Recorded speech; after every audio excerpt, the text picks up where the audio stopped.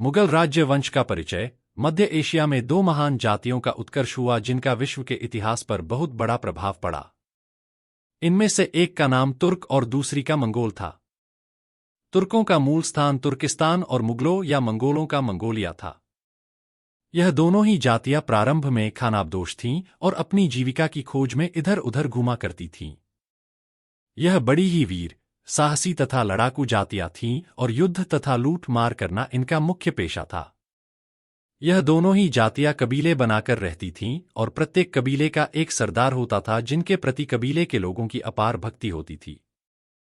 प्रायः यह कबीले आपस में लड़ा करते थे, परंतु कभी कभी वह वीर तथा साहसी सरदारों के नेतृत्व में संगठित भी हो जाया करते थे। धीरे धीरे इन खानाबदोश जातियों ने अपने बाहुबल से अपनी राजनीतिक संस्था स्थापित कर ली और कालांतर में इन्होंने न केवल एशिया के बहुत बड़े भाग पर वरन दक्षिण यूरोप में भी अपनी राज सत्ता स्थापित कर ली।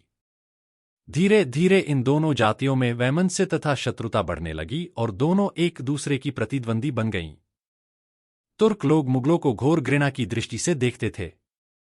इसका कारण यह था कि वे उन्हें असभ्य, क्रूर तथा मानवता का शत्रु मानते थे। तुर्कों में अमीर तैमूर तथा मुगलों में चंगेज खां के नाम अत्यंत प्रसिद्ध हैं। यह दोनों ही बड़े वीर, विजेता तथा साम्राज्य संस्थापक थे। इन दोनों ही ने भारत पर आक्रमण किया था और उसके इतिहास को प्रभावित किया था। चंगेज खां ने दास वंश के शासक इल्तुतमिश के शासनकाल में और तैमूर ने तुगलक वंश के शासक महमूद के शासनकाल में भारत में प्रवेश किया था। यद्यपि चंगेज खां पंजाब से वापस लौट गया था, परंतु तैमूर ने पंजाब में अपनी राज संस्था स्थापित कर ली थी और वहां पर अपना गवर्नर छोड़ गया था। मोदी वंश के पतन के उपरांत दिल्ली में एक नए राजवंश की स्थापना हुई जो मुगल राजवंश के नाम से प्रसिद्ध हुआ। इस राजवंश का संस्थापक बाबर था, जो अपने पिता की ओर से तैमूर का और अपनी माता की ओर से चंगेज खां का वंशज था। इस प्रकार बाबर की धमनियों में तुर्क तथा मंगोल दोनों ही रक्त प्रवाहित हो रहे थे, परंतु एक तुर्क का पुत्र होने के कारण उसे तुर्क ही मानना चाहिए, न कि मंगोल। अतएव दिल्ली में जिस राजवंश की उसने स्थापना की उसे तुर्क वंश कहना चाहिए, न कि मुगल वंश। परंतु इतिहासकारों ने इसे मुगल राजवंश के नाम से पुकारा है और इसे इतिहास की एक जटिल पहेली बना दिया है। अब इस राजवंश के महत्व पर एक विहंगम दृष्टि डाल देना आवश्यक है। मुगल राजवंश का महत्व। मुगल राजवंश का भारतीय इतिहास में बहुत बड़ा महत्व है।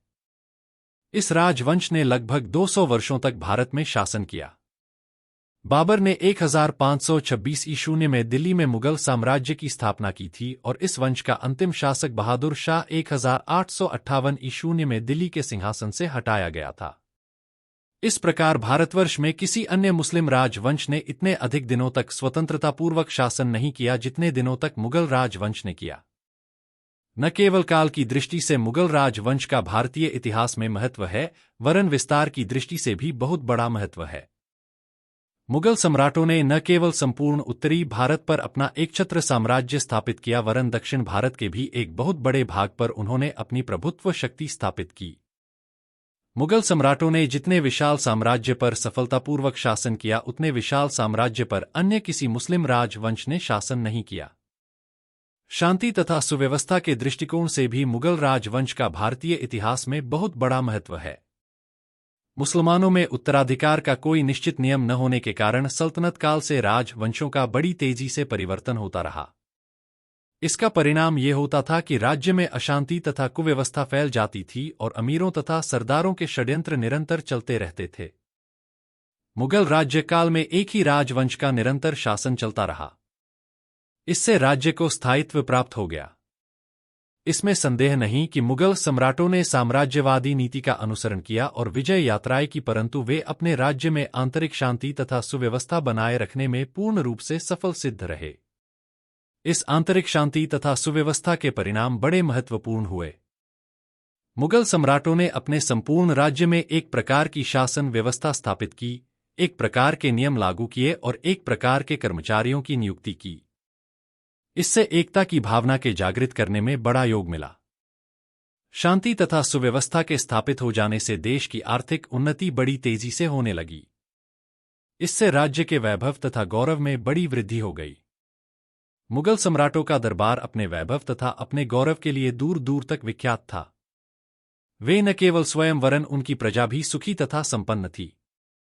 देश की संपन्नता का परिणाम हमें उस काल की कला की उन्नति पर स्पष्ट रूप से परिलक्षित होता है। दिल्ली, आगरा तथा फतेहपुर सीकरी में जिन भव्य भवनों, मस्जिदों, मकबरों तथा राजप्रसादों का निर्माण किया गया है, वे उस काल की स्मृति के द्योतक हैं। ताजमहल, तख्ते ताउस, कोहिनूर आदि इस काल की संपन्नता के ज्वलंत प्रमाण हैं। सभी ललित कलाओं की इस काल में उन्नति हुई, जिनका विकास केवल शांतिमय वातावरण में ही हो सकता है। साहित्य की चरमोन्नति भी इस काल की संपन्नता तथा शांतिमय वातावरण की द्योतक है। वास्तव में मुगल काल का गौरव अद्वितीय तथा अनुपम है। मुगल सम्राटों ने भारतीय इतिहास में एक नई नीति का सूत्रपात किया। वह नीति थी सहयोग तथा सहिष्णुता की। इस काल में सल्तनत काल की भांति धार्मिक अत्याचार नहीं किए गए। यद्यपि बाबर ने भारत में हिंदुओं के साथ जो युद्ध किए थे उन्हें उसने जिहाद का रूप दिया था, परंतु इसकी यह भावना केवल युद्ध के समय तथा रण क्षेत्र में रहती थी, शांति काल में नहीं। हुमायूं ने जीवन पर्यंत अफगानों के साथ युद्ध किया और अपनी हिंदू प्रजा के साथ उसने किसी प्रकार का अत्याचार नहीं किया। उसके पुत्र अकबर ने तो पूर्ण रूप से धार्मिक सहिष्णुता तथा सुलह की नीति का अनुसरण किया। उसने हिंदुओं का आदर तथा विश्वास किया और उन्हें राज्य में ऊंचे ऊंचे पद पर नियुक्त किया। इससे मुगल राज्य को सुदृढ़ता प्राप्त हो गई। जब तक अकबर की उस उदार नीति का अनुसरण किया गया तब तक मुगल साम्राज्य सुदृढ़ तथा सुसंगठित बना रहा, परंतु जब औरंगजेब के शासनकाल में इस नीति को त्याग दिया गया तब मुगल साम्राज्य पतनोन्मुख हो गया। मुगल राजवंश का एक और दृष्टिकोण से बहुत बड़ा महत्व है। इस काल में भारतवासी फिर विदेशों के घनिष्ठ संपर्क में आ गए। पूर्व तथा पश्चिम के देशों के साथ भारत का व्यापारिक तथा सांस्कृतिक संबंध फिर स्थापित हो गया। पाश्चात्य देशों से यात्री लोग भारत में आने लगे, जिससे भारतीयों के साथ उनका व्यापारिक संबंध बढ़ने लगा और विचारों का आदान प्रदान भी होने लगा। इसका अंतिम परिणाम ये हुआ कि भारत में यूरोपवासियों की राज्य संस्थाएं स्थापित हुईं और भारतीय सभ्यता तथा संस्कृति पर पाश्चात्य देशों की सभ्यता तथा संस्कृति का बड़ा गहरा प्रभाव पड़ा। अकबर का शासन प्रबंध। अकबर न केवल एक महान विजेता तथा साम्राज्य संस्थापक था, वरन वह एक कुशल शासक भी था। उसने अपनी शासन व्यवस्था को बड़े ही ऊंचे आदर्शों तथा सिद्धांतों पर आधारित किया था। वह पहला मुसलमान शासक था जिसने वास्तव में लौकिक शासन की स्थापना की। उसने राजनीति को धर्म से बिल्कुल अलग कर दिया और राज्य में मुल्ला मौलवियों तथा उलेमा लोगों का कोई प्रभाव न रहा। स्मिथ महोदय ने उसकी प्रशासकीय प्रतिभा तथा उसके शासन संबंधी सिद्धांत की प्रशंसा करते हुए लिखा है, अकबर में संगठन की अलौकिक प्रतिभा थी। प्रशासकीय क्षेत्र में उसकी मौलिकता इस बात में पाई जाती है कि उसने इस सिद्धांत को स्वीकार कर लिया कि हिंदुओं तथा मुसलमानों के साथ समान व्यवहार होना चाहिए। अकबर ने अपने शासन को धार्मिक सहिष्णुता तथा धार्मिक स्वतंत्रता के सिद्धांत पर आधारित किया था।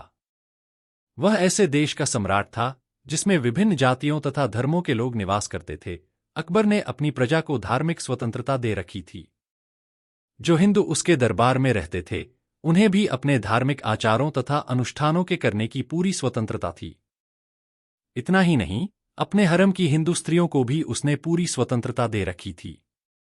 अकबर ने पूर्ण रूप से धार्मिक सहिष्णुता की नीति का अनुसरण किया। अकबर अपनी सभी प्रजा को, चाहे वह जिस जाति व धर्म को मानने वाली हो, समान दृष्टि से देखता था और अपनी जाति अथवा धर्म के कारण किसी को किसी भी प्रकार की असुविधा का सामना नहीं करना पड़ता था। कानून की दृष्टि में सभी समान समझे जाते थे और सभी को समान रूप से न्याय प्राप्त था। अकबर के शासन का तीसरा सिद्धांत यह था कि उसने सरकारी नौकरियों का द्वार बिना जाति अथवा धर्म के भेदभाव के सभी लोगों के लिए खोल दिया था। वह नियुक्तियां प्रतिभा तथा योग्यता के आधार पर किया करता था। इससे योग्यतम व्यक्तियों की सेवाएं राज्य को प्राप्त होने लगीं और उसकी नींव सुदृढ़ हो गई। अकबर के शासन की सबसे बड़ी विशेषता यह थी कि वह सैन्य बल पर आधारित न था, वरन उसका मूलाधार प्रजा का कल्याण था। अकबर का शासन बड़ा ही उदार तथा लोक मंगलकारी था। वह जानता था कि जब उसकी प्रजा सुखी तथा संपन्न रहेगी तब उसके राज्य में शांति रहेगी तथा उसका राजकोष धन से परिपूर्ण रहेगा, जिसके फलस्वरूप मुगल साम्राज्य की नींव सुदृढ़ हो जाएगी। अतएव उसने अपनी प्रजा के भौतिक, बौद्धिक तथा आध्यात्मिक विकास का यथासंभव प्रयत्न किया। अकबर के शासन की यह भी विशेषता थी कि उसने सैनिक तथा प्रशासकीय विभाग के अफसरों को अलग नहीं किया था, वरन प्रशासकीय विभाग के बड़े बड़े पदाधिकारियों को सेनापति बनाकर रण क्षेत्रों में भेजा करता था। राजा टोडरमल, राजा भगवानदास, मानसिंह आदि प्रशासकीय विभाग के बड़े बड़े पदाधिकारी प्राय सैन्य संचालन के लिए युद्धों में भेजे जाते थे। अकबर प्राय 2 सेनापतियों को एक साथ भेजा करता था, जिससे विश्वासघात की बहुत कम संभावना रह जाए। अकबर के शासन संबंधी आदर्शों तथा सिद्धांतों का परिचय प्राप्त कर लेने के उपरांत उसके केंद्रीय, प्रांतीय तथा स्थानीय शासन का संक्षिप्त परिचय दे देना आवश्यक था। अकबर के धार्मिक विचार तथा उसकी धार्मिक नीति। अकबर बड़े ही उदार तथा व्यापक दृष्टिकोण का व्यक्ति था। विचार संकीर्णता उसमें बिल्कुल न थी। बाल्यकाल से ही अकबर ऐसे वातावरण तथा ऐसे व्यक्तियों के संपर्क में था कि उसका उदार तथा सहिष्णु हो जाना स्वाभाविक था। अकबर पर सर्वप्रथम प्रभाव अपने वंश का पड़ा। अकबर के पूर्वज बड़े ही उच्चादर्शों तथा उदार विचारों से प्रेरित थे। अकबर का पूर्वज चंगेज खान इस भावना से प्रेरित था कि वह विश्व में शांति तथा न्याय का साम्राज्य स्थापित करने तथा सांस्कृतिक एकता के संपन्न करने के लिए उत्पन्न हुआ है। अकबर का पितामह बाबर बड़ा ही उच्च कोटि का विद्वान तथा बड़े ही व्यापक दृष्टिकोण का व्यक्ति था। अकबर का पिता हुमायूं बड़ा ही उदार, दयालु, सहिष्णु, सुसंस्कृत तथा रहस्यवादी विचार का था। अकबर की माता भी बड़ी धार्मिक प्रवृत्ति की महिला थी, जिसका एक सूफी मत के मानने वाले शिया परिवार में जन्म हुआ था। इस प्रकार बड़े ही उदार तथा व्यापक दृष्टिकोणों के व्यक्तियों का रक्त अकबर की धमनियों में प्रवाहित हो रहा था और उसका उदार तथा सहिष्णु हो जाना स्वाभाविक ही था। संगीत का भी अकबर पर बहुत बड़ा प्रभाव पड़ा। बचपन से ही वह मुगल, तुर्की, अफगान तथा ईरानी अमीरों के साथ रहा था। अतएव उसमें सांप्रदायिकता अथवा वर्गीयता की भावना का विकास न हो सका और उसमें विचार संकीर्णता न आ सकी। फलत वह अपने विचारों में बड़ा उदार हो गया और दूसरों के विचारों तथा दृष्टिकोणों के समझने की उसमें अद्भुत क्षमता उत्पन्न हो गई। अकबर पर उसके शिक्षकों का भी बहुत बड़ा प्रभाव पड़ा था। उसके शिक्षकों में शिया तथा सुन्नी दोनों ही थे, जो बड़े ही उदार विचार के थे। बयाजत तथा मुनीम खां उसके सुन्नी शिक्षक थे और बैरम खां तथा अब्दुल लतीफ उसके शिया शिक्षक थे। अब्दुल लतीफ तो ऐसे उदार विचार का व्यक्ति था कि फारस में वह सुन्नी और भारत में शिया समझा जाता था। उसने अकबर के मस्तिष्क को उदार सूफी विचारों से प्रभावित किया। अकबर पर संतों तथा साधुओं का भी बहुत बड़ा प्रभाव पड़ा था। जब वह बैरम खां के संरक्षण में था तभी से वह साधुओं के संपर्क में आने लगा था और उन्हें आदर सम्मान की दृष्टि से देखने लगा था। जब बैरम खां का संरक्षण समाप्त हो गया तब शेखों, संतों, फकीरों, साधुओं तथा योगियों के साथ सम्राट का संपर्क पहले से भी बढ़ गया और धीरे धीरे सम्राट में चिंतनशीलता आने लगी। साधु महात्माओं में उसका विश्वास इतना अधिक बढ़ गया था कि किसी भी महत्वपूर्ण कार्य करने के पूर्व वह जीवित तथा पंचत्व को प्राप्त साधु संतों के आशीर्वाद को प्राप्त करने के लिए उनकी दरगाहों की यात्रा करने लगा। चिश्ती संप्रदाय के संतों और विशेषकर शेख सलीम चिश्ती में अकबर का बड़ा विश्वास था और उनके आशीर्वाद की वह बड़ी कामना किया करता था। वह साधु महात्मा बड़े उदार विचार तथा व्यापक दृष्टिकोण के थे और उसके विचारों का अकबर पर बहुत बड़ा प्रभाव पड़ा।